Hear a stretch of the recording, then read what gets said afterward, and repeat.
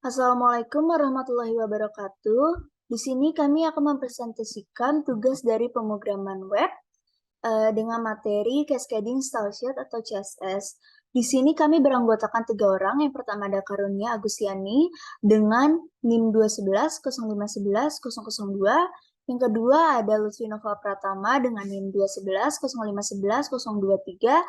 Dan yang ketiga ada Hana Mumtaz dengan NIM 211 0511 041. Tujuan dari pembelajaran kita ini di sini ada 3. Yang pertama ada mahasiswa dapat memahami apa itu CSS, termasuk dengan perkembangan CSS. Yang kedua, mahasiswa dapat memahami bagaimana mengimplementasikan perintah CSS 3 untuk mempercantik halaman web. Yang ketiga, mahasiswa dapat memahami dan mempraktikkan berbagai perintah CSS 3 untuk memanipulasi tampilan halaman web.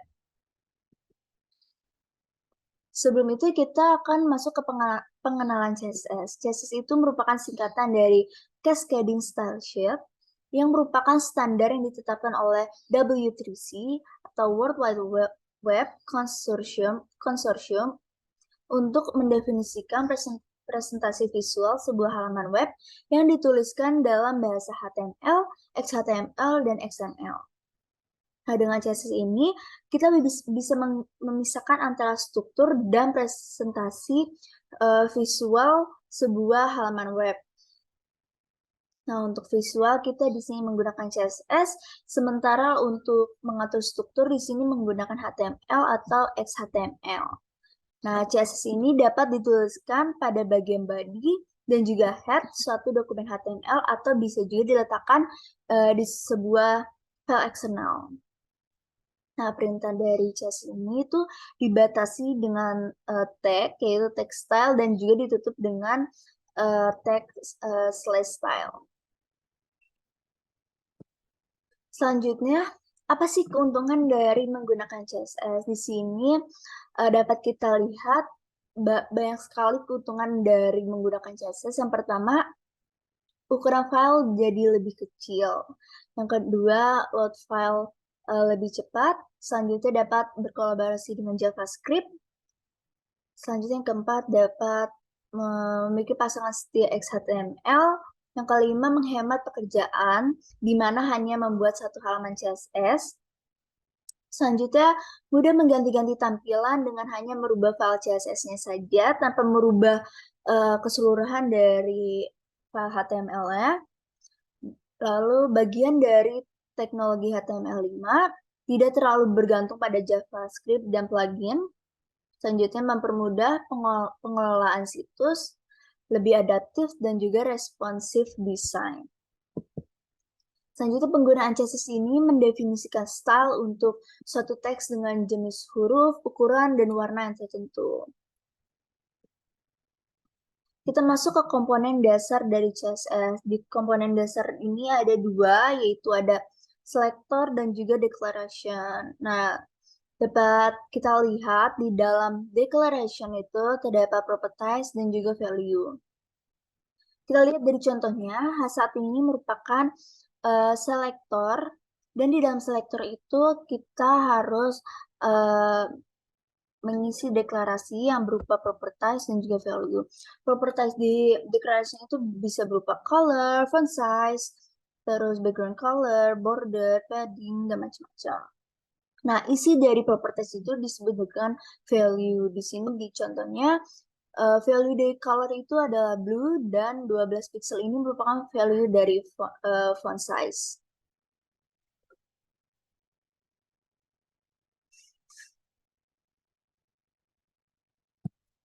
Selanjutnya CSS selector. Di sini itu CSS selector itu bisa tag, bisa ID, dan juga bisa class. Di sini kita lihat P ini merupakan contoh dari CSS selector dari tag. Terus ada hashtag header. Ini merupakan contoh dari selector ID. Dan kalau misalnya ada titik di depan ini merupakan class. Jadi dot judul ini merupakan kelas dari judul, kelas judul gitu. Selanjutnya di sini ada 4 relasi antara selector. Yang pertama ada turunan, ada atau descendant. Contohnya EF merupakan selektor F merupakan bagian dari E secara struktural. Kedua ada anak atau child. E lebih dari F merupakan selektor F merupakan anak secara hierarki dari E. Selanjutnya ada saudara dekat atau ascendant sibling yang bisa ditulis E plus F. Artinya itu selektor F merupakan selektor yang secara struktural satu parent dengan E. Lalu ada saudara umum atau general sibling, bisa ditulis E, gelombang F, yang maksudnya adalah selektor F adalah satu parent dengan E dan memiliki hubungan secara struktur.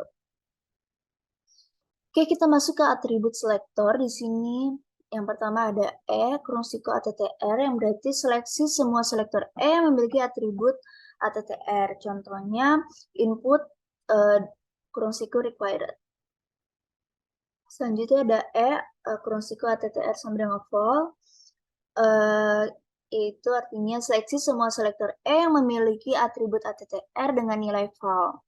Di sini contohnya ada input kurung siku type sama dengan checkbox. Selanjutnya ada E kurung siku ATTR garis vertikal sama dengan val, yaitu artinya seleksi semua selektor E memiliki atribut ATTR dan value sama atau diawali dengan val. Contohnya di sini ada P, length, N. Selanjutnya ada E kurung siku ATTR gelombang sama dengan val. Di sini artinya seleksi semua selektor E yang memiliki atribut ATTR dan value mengandung kata val. Contohnya di sini ada info, kurung siku title, more. Dan masih terdapat lagi ada E ATTR sama dengan val. Itu seleksi semua selektor E yang memiliki atribut ATTR dan value diawali dengan val. Selanjutnya ada E ATTR lambang dolar sama dengan val, yaitu merupakan seleksi semua selektor E memiliki atribut ATTR dan value diakhiri dengan val. Dan yang terakhir ada E ATTR bintang sama dengan val, artinya seleksi semua selektor E yang memiliki atribut ATTR dan value yang mengandung kata val. Nah, di sini terdapat tabel dari CSS Selector Browser Support. Bisa dilihat. Oke, selanjutnya kita masuk ke CSS Procedure Class. Maksudnya Procedure Class ini merupakan selektor yang nggak bisa dilihat atau dapat dilihat secara tertentu oleh CSS, namun tidak bisa dilihat oleh HTML-nya langsung. Di sini ada link, ada visit, hover, enable, disable, dan yang lain-lain bisa dilihat tampilannya sampai read write. Selanjutnya yang baru di CSS 3. Karena ilmu komputer ada ilmu yang selalu berkembang, di CSS 3 juga selalu berkembang, dan dapat dilihat berikut merupakan yang terbaru di CSS 3. Terdapat 3D transformers, ada animation, ada transition, ada gradient, dan macam-macam dan banyak lagi. Selanjutnya, kita masuk ke tahapan menambahkan CSS ke dalam HTML. Dalam menambahkan CSS dalam HTML, di sini ada 3, ada external style sheet, ada internal style sheet, dan ada inline style. Oke, yang pertama kita akan membahas mengenai external style sheet. Yang pertama aturan untuk menulis ini tuh filenya itu disimpan secara terpisah dengan extension .css. Dan biasanya aturan CSS yang dibuat yaitu aturan umum yang berlaku untuk semua dokumen HTML pada sebuah website. Menggunakan text style di dalam tag head. Lalu style definition itu adalah definisi style yang ingin dibuat, selektor ada tag yang digunakan web browser, dan propertinya itu adalah value. Properti sama dengan value adalah efek dari style yang diinginkan untuk selektor. Sama seperti yang sebelumnya dijelasin. Nah, di sini ada contohnya. Kita bisa lihat di dalam head terdapat link rel sama dengan style sheet, dan href nama file.css ini merupakan untuk menggabungkan file CSS ke dalam file HTML-nya. Dimana kalau misalnya kita punya nama file CSS itu tugas, nah berarti di hrefnya yang diganti jadi tugas.css. Jangan lupa menggunakan .css. Nah, di sini ada sintaks dari HTML dan CSS. Nah, yang ini merupakan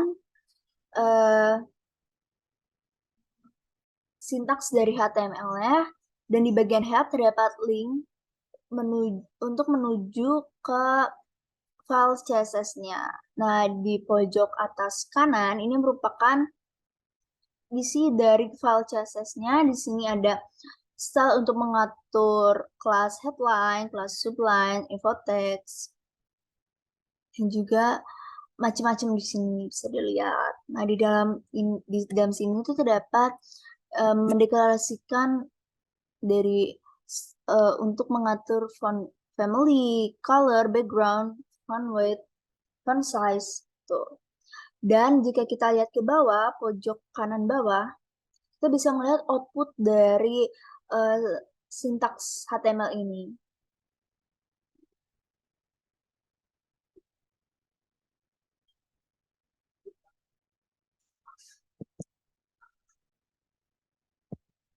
Oke, selanjutnya di sini juga masih terdapat contohnya.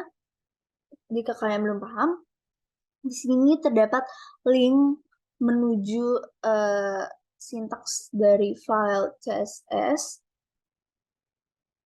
yaitu dengan nama filenya itu style.css2.css.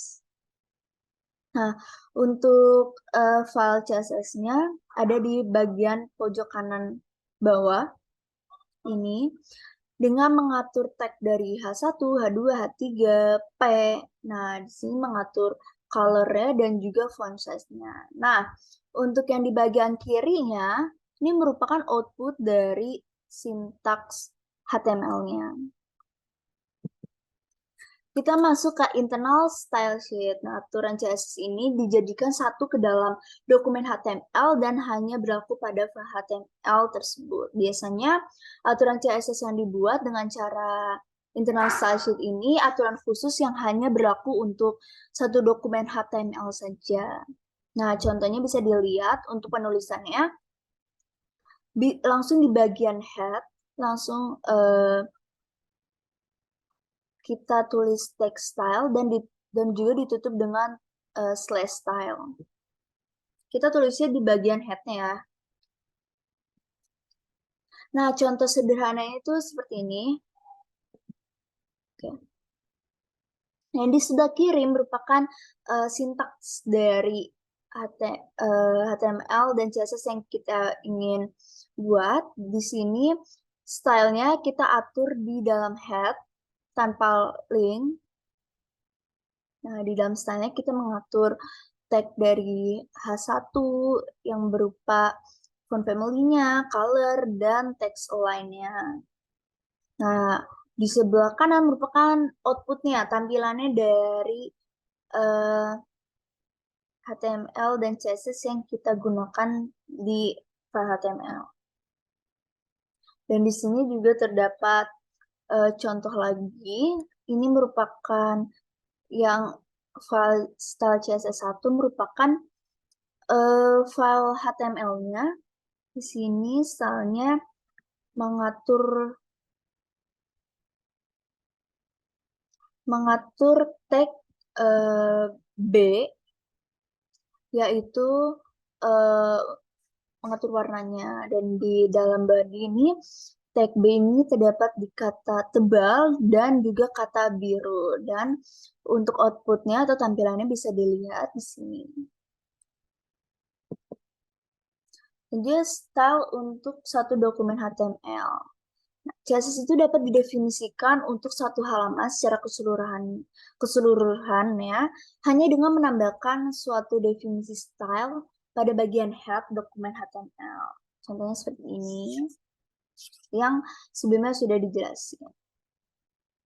Nah, ini merupakan contoh script HTML-nya yang versi lengkap dan versi panjang. Di sini kita masih membahas internal style sheet. Di sini kita bisa mengatur kelas dari headline, subline, info text, terus juga di dalamnya itu mengatur font family-nya, color, background, font size, dan juga font weight-nya. Selanjutnya, saya di sini akan menjelaskan mengenai inline style. Aturan CSS diletakkan di dalam tag HTML yang membutuhkan saja. Aturan CSS diletakkan pada tag HTML yang diinginkan dengan menambahkan atribut style pada tag HTML yang dimaksud. Contoh penggunaan inline style yaitu seperti berikut. Jadi misalnya style CSS tersebut ditaruh di tag H1 atau judul yang header 1 atau yang paling besar. Di sini ada style, apa isi stylenya, value, property value, terus ada di sini misalkan kita taruh judul website. Nah, ini contoh dari penggunaannya. Di dalam tag body, di sini ada tag untuk menebalkan font, dan di sini kita masukin style dari CSS-nya yaitu color, yaitu blue atau biru. Di dalam kata yang akan font yang akan diubah itu yaitu teks tebal dan biru. Nanti hasilnya akan menghasilkan teks tebal dan biru menjadi font yang tebal dan berwarna biru. Nah, selanjutnya ada style dalam tag tunggal. CSS mendefinisikan tag tunggalnya hanya dengan menambahkan style, seperti style sama dengan definisi style dan selanjutnya atribut dari stylenya.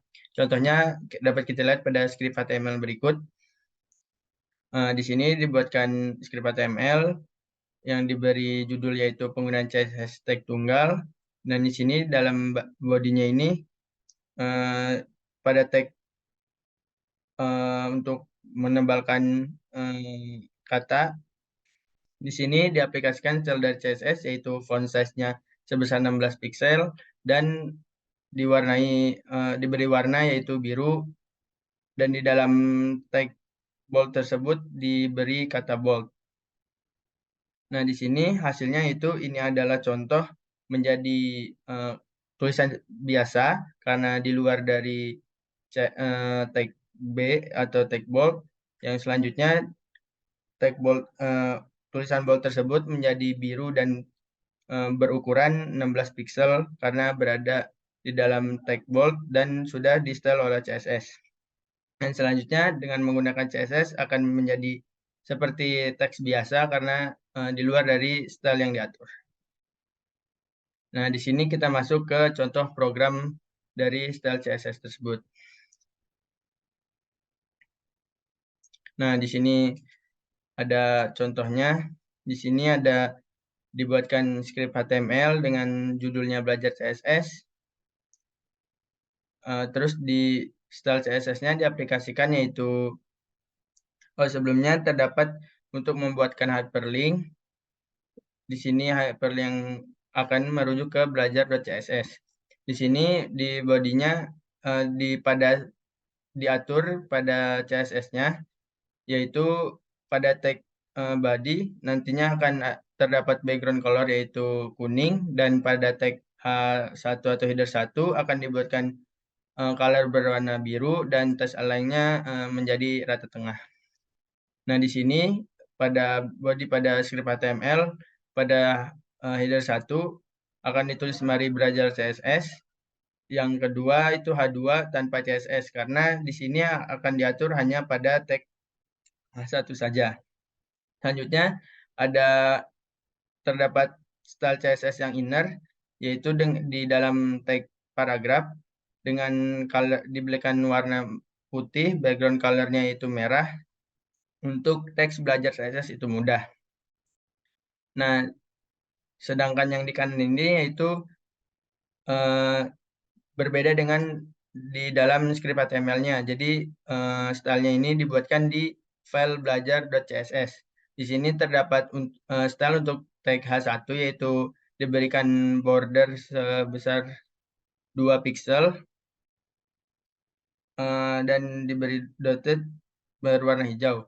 Dan pada tag H1 juga diatur text align-nya yaitu center yaitu rata tengah. Sedangkan pada tag paragrafnya nanti diberikan tag decoration yaitu underline atau digaris bawahi dan font weight-nya itu bold atau tebal. Nah, maka output-nya akan seperti ini. Selanjutnya ada struktur dari style. Yang pertama ada selektor, yaitu untuk menentukan pada elemen apa style tersebut diterapkan. Nah, selektor dapat berupa nama, ID, elemen, atau nama kelas.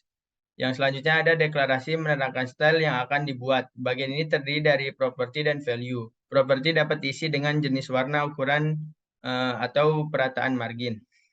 Yang selanjutnya, value diisi dengan nilai dari propertinya, misalnya red atau warna yang lainnya. Yang selanjutnya, setiap akhir penulisan properti dan value harus diakhiri dengan tanda titik koma atau semikolon. Tanda ini juga digunakan sebagai pemisah antar satu properti dengan properti yang lain. Apabila Anda lupa memberikan tanda titik koma, maka style tersebut tidak akan dijalankan oleh browser. Nah, bisa lihat di contohnya di sini. Nah, selektor ini yang merupakan akan di mana style tersebut dipasang gitu. Misalkan di sini akan dipasang pada tag H1. Di sini ada declaration atau style apa yang akan dibuat. Di dalam declaration tersebut terdapat properti, yaitu di sini ada contohnya color dengan value-nya red atau merah dan diakhiri dengan semikolon. Nah, di sini yang deklarasi tersebut menggunakan dua properti dan dua value.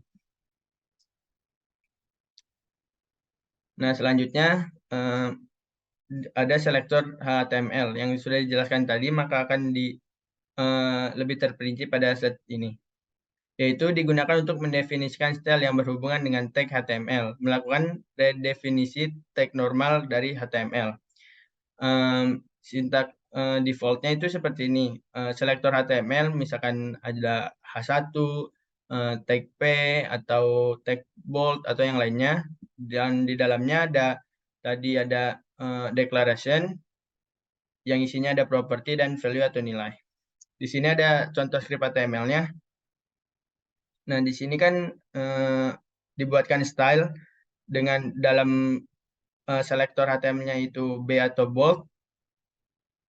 Nah, di sini ada font family-nya yaitu Arial, font size-nya yaitu sebesar 14 pixel dan diwarnai dengan merah. Nah, di dalam tag body-nya yaitu ini memanggil selektor. Yaitu kan tadi udah dibuatkan pada style B, maka pada tag B tulisan ini tebal karena menggunakan style CSS dan hasilnya seperti ini. Sama seperti yang sudah dibuatkan stylenya sebelumnya, yaitu font family-nya yaitu Arial, font size-nya 14 pixel dengan warna merah. Selanjutnya digunakan untuk mendefinisikan style yang dapat dipakai tanpa melakukan redefinisi tag HTML. Sintaksnya dapat menggunakan sebuah class selector, di dalamnya ada declaration sama seperti yang tadi ada property dan nilai. Misalkan kita buat di dot headline yaitu nama dari kelasnya yang di dalamnya akan diatur font family yaitu Arial, font size-nya 14 pixel dan berwarna merah. Nah, di sini berbeda dengan yang tadi tidak dituliskan apa-apa karena dibuatkan dengan selektor biasa yang ada di tag HTML, maka dia akan langsung otomatis merepetasikan apa yang ditulis pada tag B ini. Sedangkan di sini menggunakan kelas, maka kita harus mendefinisikan dulu kelasnya, akan mendefinisikan dulu kelasnya pada tag yang akan digunakan. Misalkan di sini kelasnya itu headline sama seperti yang sudah dibuat sebelumnya pada style CSS. Nah, di sini ada tulisan ini kebal karena pengaruh selektor class headline. Nah, di sini dapat terlihat sama seperti yang sudah dibuatkan sebelumnya. Nah, di sini juga karena tidak implisit langsung kepada tag B, maka kelas tersebut bisa digunakan pada tag mana saja. Seperti ini pada tag italic dapat digunakan juga dengan memanggil kelas yang sudah dideklarasikan sebelumnya dengan menuliskan kelas headline. Nah, di sini menjadi tulisan ini dicetak miring karena selektor kelas headline. Nah, selanjutnya ada span and div dan div. Apa sih itu span dan div? Dua tag yang sering dikombinasikan dengan selektor kelas adalah span dan div. Tag span adalah inline tag dalam HTML. Berarti tidak ada pergantian baris atau line break yang disisipkan sebelum atau setelah penulisannya. Yang selanjutnya ada tag div adalah block tag dalam HTML. Berarti pergantian baris secara otomatis disisipkan untuk memberikan jarak antara blok yang dibuat dengan teks atau blok lain sebelum dan sesudahnya, seperti tag P atau table. Yang selanjutnya, tag div sering digunakan untuk implementasi layer karena layer merupakan blok-blok informasi terpisah. Tag div merupakan pilihan yang tepat saat membuat layer pada halaman web. Jadi perbedaan span dan div ini, untuk span ini adalah inline tag. Jadi jika kita menggunakan tag span, tidak akan mengubah baris dari teks tersebut. Jika menggunakan div, maka secara otomatis disisipkan memberikan jarak antar blok yang dibuat dengan teks atau blok lain. Nah, selanjutnya terdapat selector ID. Yaitu digunakan untuk mendefinisikan style yang berhubungan dengan suatu objek memanfaatkan ID unik, biasa digunakan saat bekerja dengan layer. Sintak defaultnya itu menggunakan pagar, ya, terus menuliskan nama ID selektornya, terus sama seperti tadi, deklarasinya berisikan properti dan nilai. Nah, ada contoh dari script HTML-nya, yaitu pertama kita buat dulu ID selektornya, yaitu dengan menggunakan pagar layer 1 dan pagar layer 2. Di sini dibuatkan posisinya absolute, left-nya 100, top-nya 75, z-index-nya itu 2. Yang layer 2 posisinya absolute, left-nya 130, top-nya 120, z-index-nya 1. Nah, setelah itu di style tersebut dimasukkan kepada tag div dengan menuliskan ID yang ingin digunakan. Yang pertama, contohnya di sini ada ID layer 1. Terus dibuatkan tabel dengan border 1 dan memiliki background color yaitu cyan. Terus nantinya akan ada teks tersebut. Nah, nantinya akan keluar seperti ini. Yang selanjutnya ada tag div yang kedua yang representasikan pada ID layer 2. Diberikan border 1 dengan background color yaitu kuning. Dan dituliskan teks seperti ini dan akan muncul seperti ini. Selanjutnya ada elemen selektor. Deklarasi elemen selektor berupa tag HTML dan properti akan digunakan oleh semua tag HTML tersebut. Contoh penulisan, misalkan ada P, di dalamnya ada propertinya color dengan value red. Semua elemen tag P atau elemen P yaitu paragraf mempunyai warna merah. Misalkan kita buat juga untuk pada tag H2 atau elemen H2. Di sini propertinya font size dengan value-nya 20 pixel. Maka semua elemen yang ada di H2 atau heading 2 mempunyai ukuran huruf sebesar 20 pixel. Nah, di sini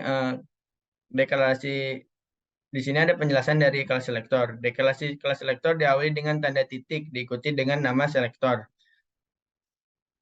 Tambahkan atribut kelas, terus nama selektornya, nama kelasnya yang sudah dibuat sebelumnya pada tag HTML yang ingin menggunakannya. Dalam dokumen HTML, selektor dapat digunakan berulang kali, seperti yang contohnya sudah ada di atas tadi.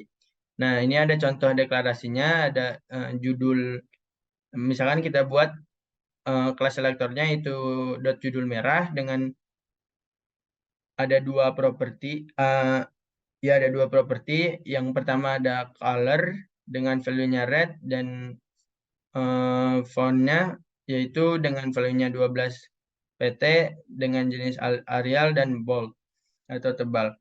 Terus cara penggunaannya yaitu misalkan kita akan gunakan pada tag P atau paragraf. Maka di sini kita akan mendeklarasikannya kelasnya yang ingin digunakan seperti ini, kelas sama dengan judul merah. Selanjutnya teks yang akan dibuat.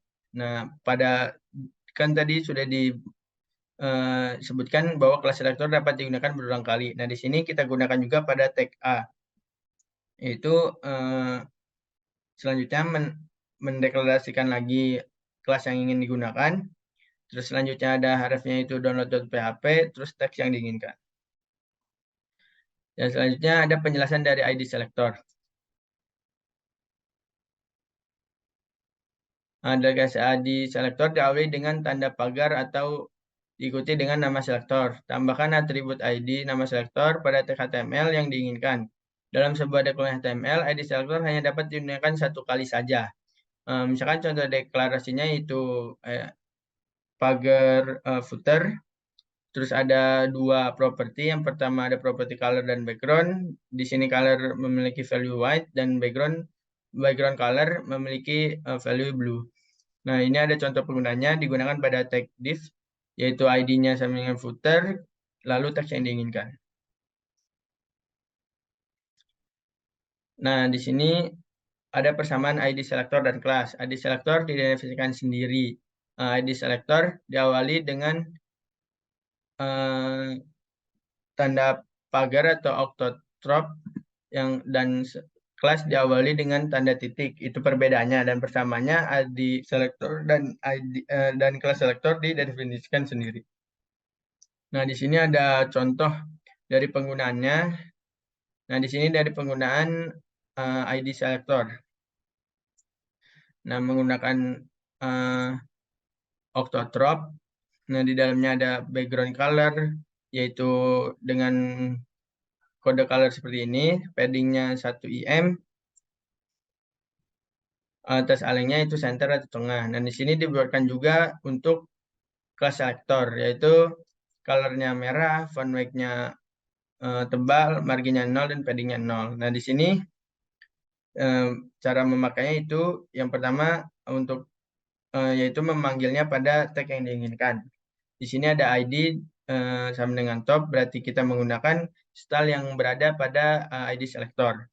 Yang kedua, di sini ada dua tag P yang menggunakan kelas selector, yaitu dengan cara mendeklarasikan kelas selector yang diinginkan. Nah, di sini terdapat pengelompokan selektor. Untuk beberapa style yang sebagian propertinya memiliki nilai yang sama, misalnya jenis font yang sama, mendefinisikan font tidak perlu dilakukan satu demi satu untuk setiap selektor.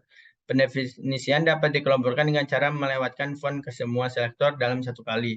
Ini contohnya seperti ini. Yang pertama kan ini dibuatnya satu-satu ya. Ada headlines, ada sublines, ada info text. Nah, ini kelas selektornya dibuatnya satu-satu, padahal isinya itu hanya berbeda pada font size saja. Nah, maka kan ini terlihatnya di script akan terlihat boros, memakan banyak baris. Nah, sedangkan jika dikelompokkan, maka hasilnya akan seperti ini, akan lebih ringkas dan lebih rapi, dan lebih enak juga dibaca. Nah, terdapat juga elemen-elemen pada CSS, yaitu ada font, text, dan color.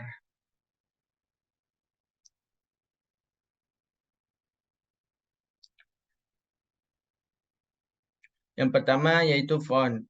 Font digunakan untuk mengatur tingkah laku huruf. Elemen ini mempunyai beberapa properti. Satu properti dapat mempunyai beberapa nilai, yaitu ada font family, font style, font variant, font weight, font size. Elemen teks akan membuat tampilan teks menjadi lebih menarik. Nah, ini ada line height, text decoration, text transform, text align untuk rata kiri, tengah atau sebagainya, text indent, dan white space. Nah, selanjutnya ada color, yaitu digunakan untuk mengatur warna teks dan background pada halaman web. Jadi, color ini bukan hanya mewarnai font saja, tetapi bisa mewarnai background pada halaman web. Nah, di sini propertinya ada color, yaitu background color, background image, background repeat, background attachment, background position, dan background. Nah, untuk materi selanjutnya dijelaskan oleh teman saya. Baik, yang selanjutnya ini ada mengatur jarak spasi antar teks. Jadi untuk jarak spasi antar teks ini ada dua, ada word spacing dan juga letter spacing.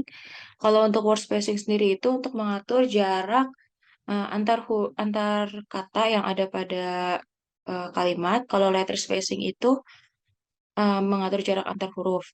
Jadi seperti pada contoh di sini ada pada H1 itu word spacing-nya itu 20 pixel, jadi jarak antar katanya ini 20 pixel, dan letter spacing-nya itu sebesar 15 pixel, atau jarak antar hurufnya 15 pixel.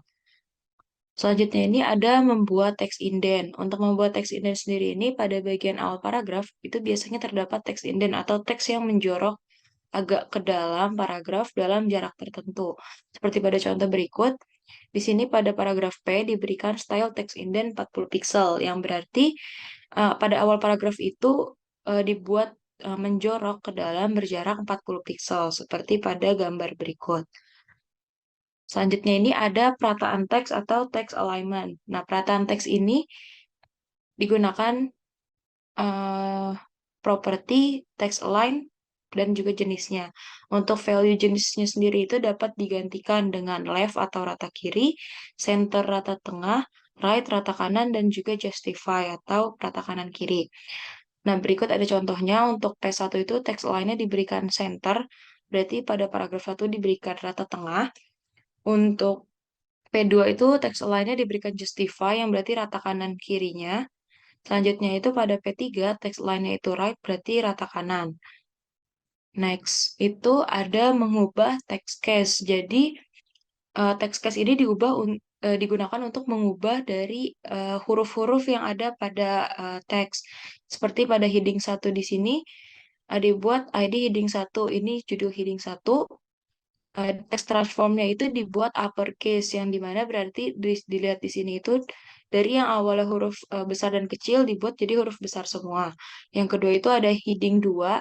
Heading 2 itu diberikan text transform lowercase, yang berarti semua huruf dibuat huruf kecil, karena di sini ini judul heading I, J, dan H-nya itu huruf besar, tapi pada hasil itu jadi huruf kecil. Selanjutnya pada ID heading 3 itu diberikan text transform capitalize, di mana diberikan teksnya itu tetap jadi yang besar tetap besar dan yang kecil tetap kecil. Selanjutnya ini ada membuat drop cap.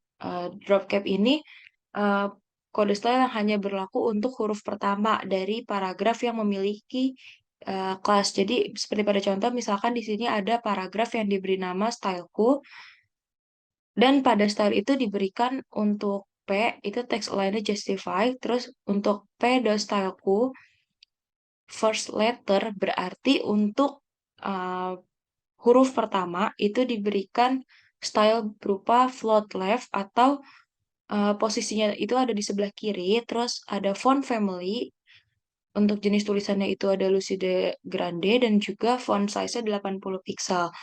Sehingga diperoleh hasil itu seperti pada gambar, yang posisi huruf B-nya itu ada di sebelah kiri, dan dia lebih besar daripada ukuran paragraf lainnya. Selanjutnya ini ada grup selektor. Nah, grup selektor ini jika terdapat aturan selektor dengan aturan yang sama, itu dapat dideklarasikan sekaligus. Dan tulisan beberapa selektor sekaligus itu dipisahkan dengan tanda koma. Sebagai contoh, jika elemen H1, H2, H3, H4, H5, dan H6 memiliki aturan huruf yang sama, yaitu warna merah, maka penulisan stylenya pada bagian style itu menjadi H1, H2, H3, H4, H5, H6, color red. Jadi untuk memberikan warna merah pada semua heading yang dipilih tadi. Nah, selanjutnya ini ada ketikan program berikut Pak, untuk praktikum 2, yaitu CSS Background Properties.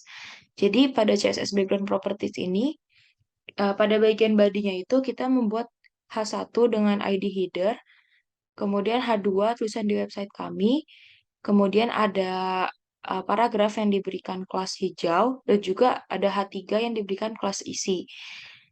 Untuk stylenya sendiri itu pada bagian body atau keseluruhan isi website yang menampung ini semua itu diberikan background color berwarna kuning, kemudian untuk header, jadi untuk mengakses ID dari header itu kita memakai pagar header, kemudian diberikan background color orange dan juga font size-nya 20 pixel untuk header. Jadi nanti tulisan selamat datang itu akan berukuran besar dan berlatar orange.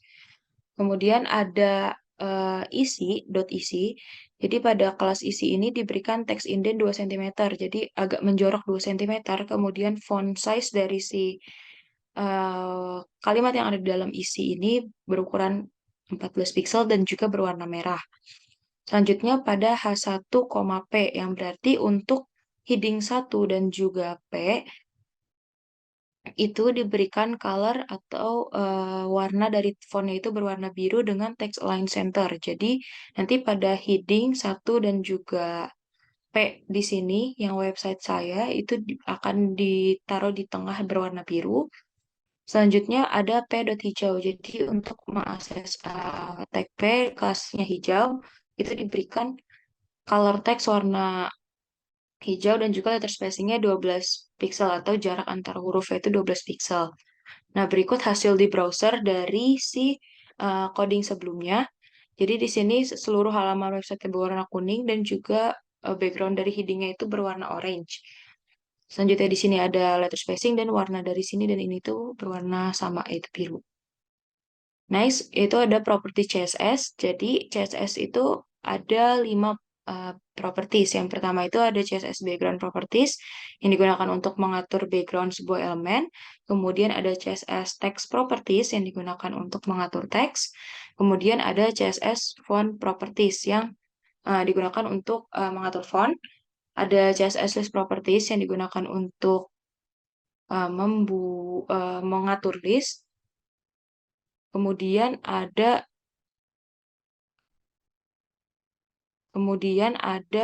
CSS link properties yang digunakan untuk mengatur link. Nah, selanjutnya ini ada CSS background properties. Untuk propertinya sendiri itu ada background. Properti ini disingkat untuk mengatur semua background properti dalam sebuah deklarasi saja. Value-nya ini terdapat 5 jenis background. Untuk pertama ini ada background attachment. Itu untuk menentukan penempatan background fix atau scroll. Untuk value-nya sendiri ada fix atau scroll. Kemudian untuk background color itu untuk menentukan warna background. Value-nya itu berupa color RGB, hex, color name, ataupun transparan.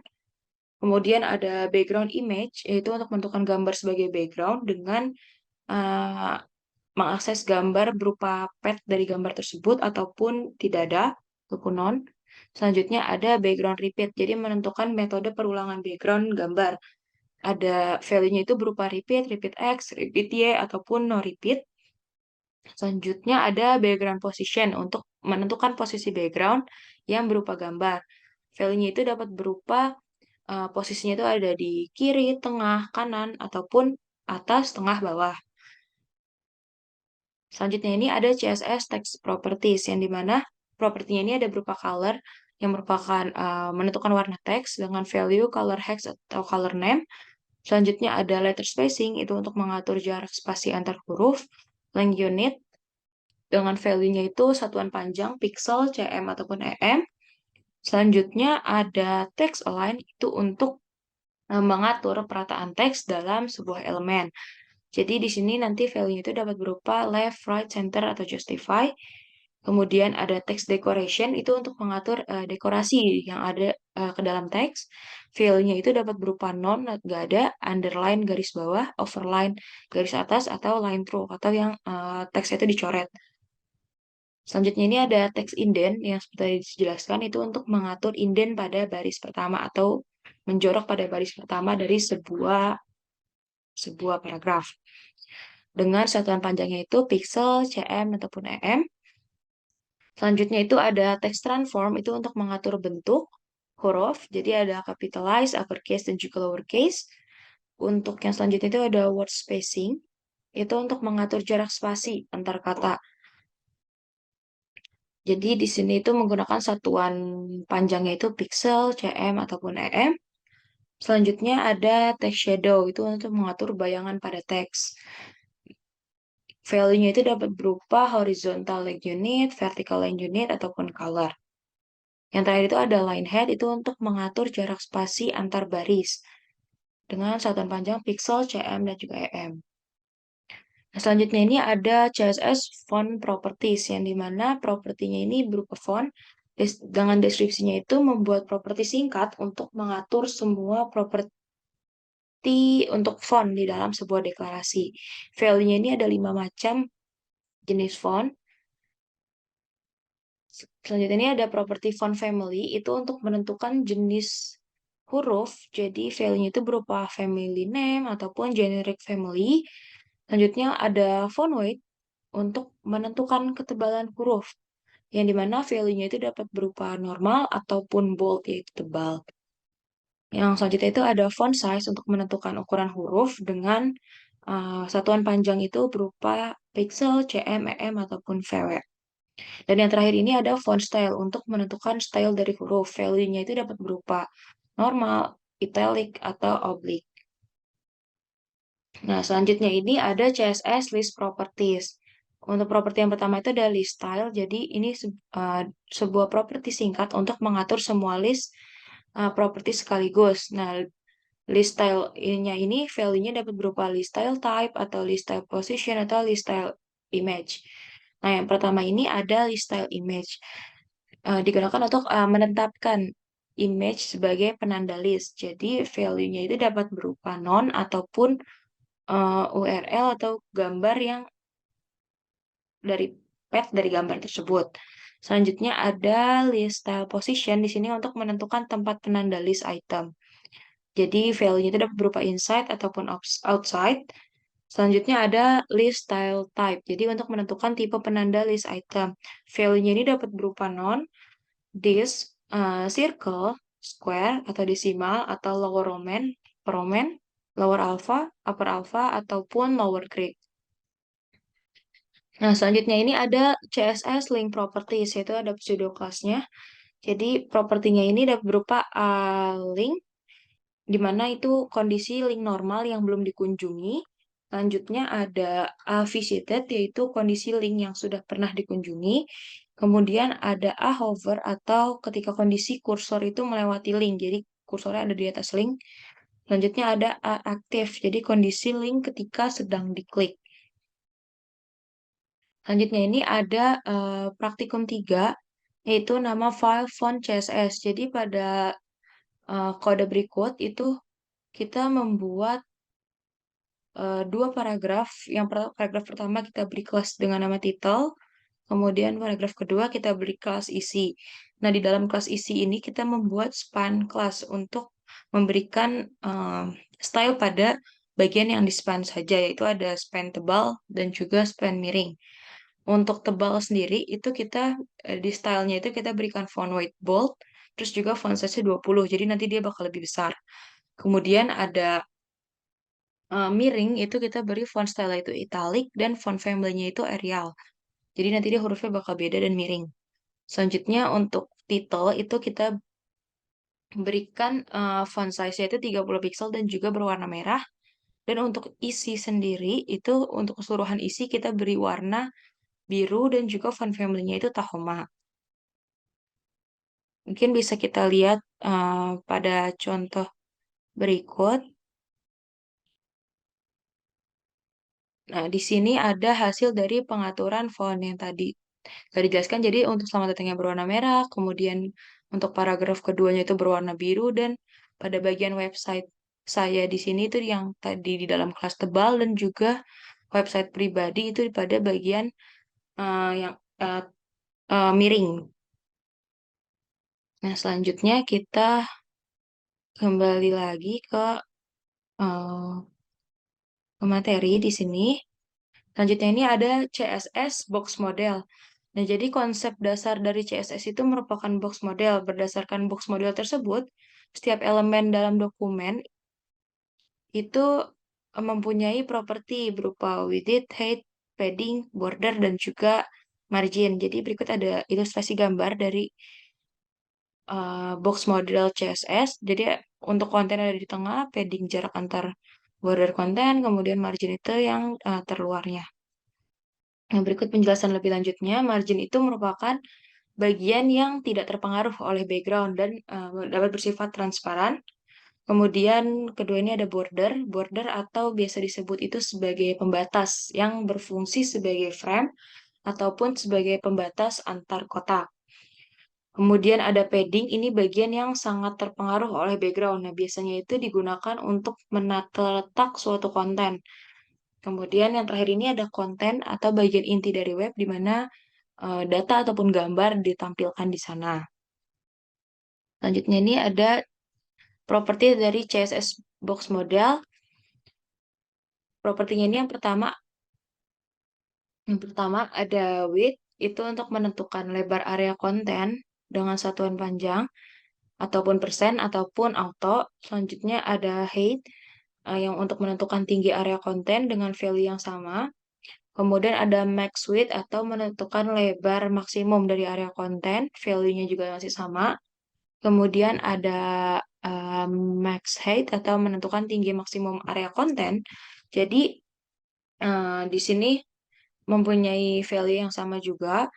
Kemudian ada min width, itu untuk menentukan lebar minimum area konten. Dan yang selanjutnya itu ada min height untuk menentukan tinggi minimum dari area konten. Dari yang telah disebutkan sebelumnya itu memiliki value yang sama, yaitu satuan panjangnya dapat berupa pixel ataupun persen ataupun auto. Dan yang terakhir ini ada overflow untuk menentukan apa yang harus dilakukan terhadap konten jika ukuran kontennya itu lebih besar dibandingkan ukuran box.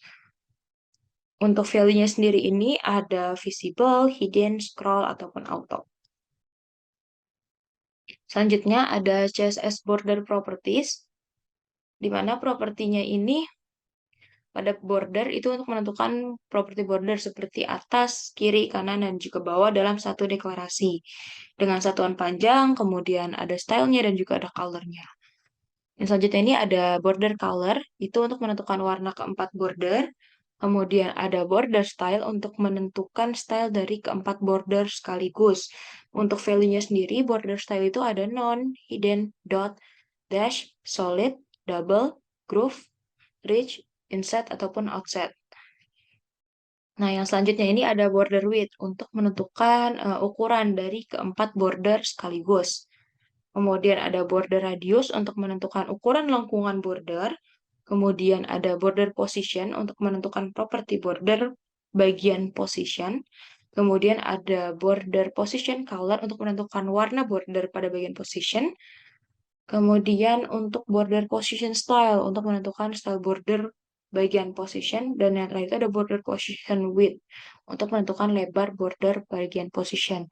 Nah, pada position yang ada di keempat border, jenis border property border ini itu dapat diganti dengan posisi. Jadi ada left, right, top atau button. Misalkan pada border left itu untuk menentukan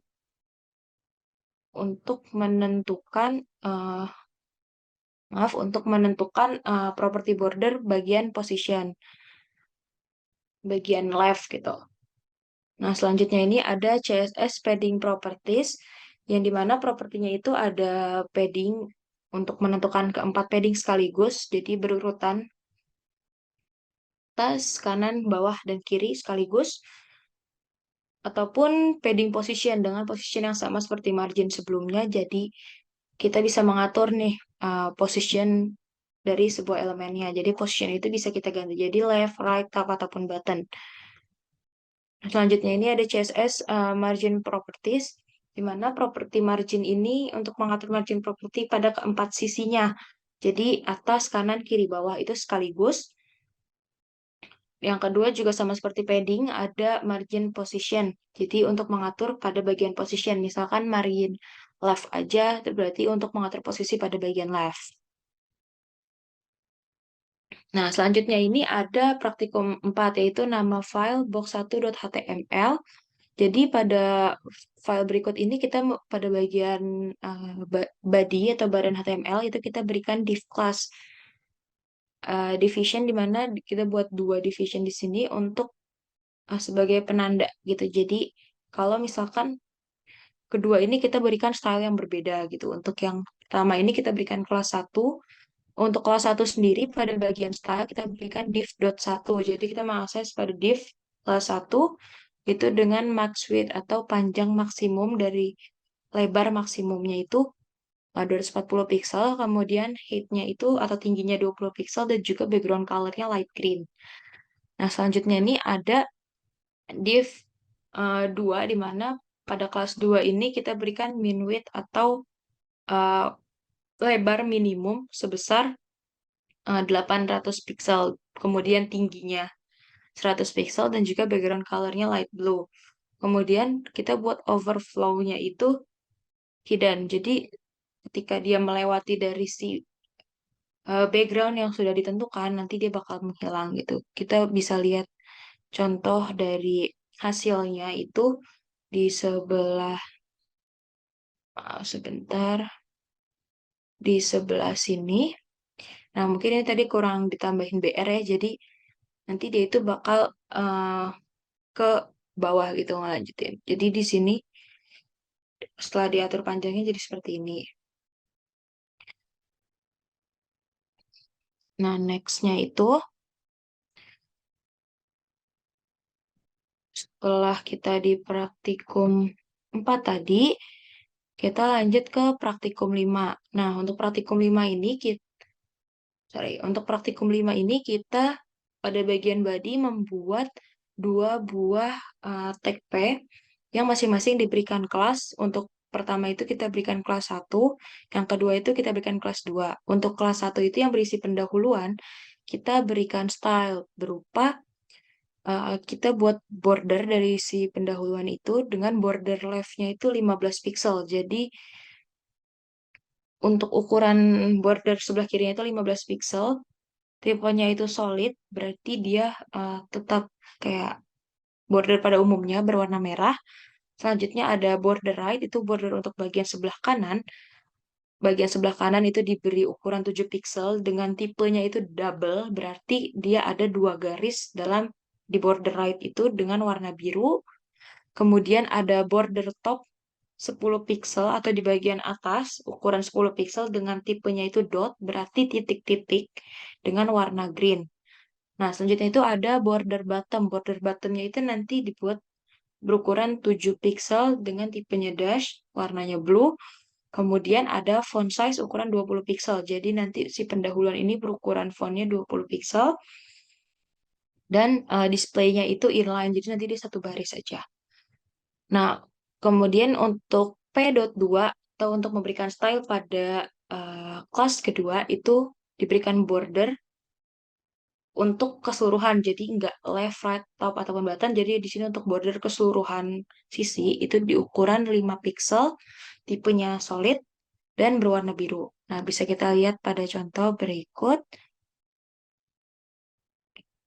Pada bagian CSS box model, nah di sini seperti yang tadi sudah dijelaskan, di sebelah kiri itu bordernya berupa solid, warna merah, bagian kanan itu warna biru berupa double, terus bagian atas itu warna hijau berupa dot atau titik-titik, dan ukuran tulisannya itu 20 pixel, kemudian untuk titik-titik di bawahnya itu atau border di bawahnya itu dash atau garis putus-putus.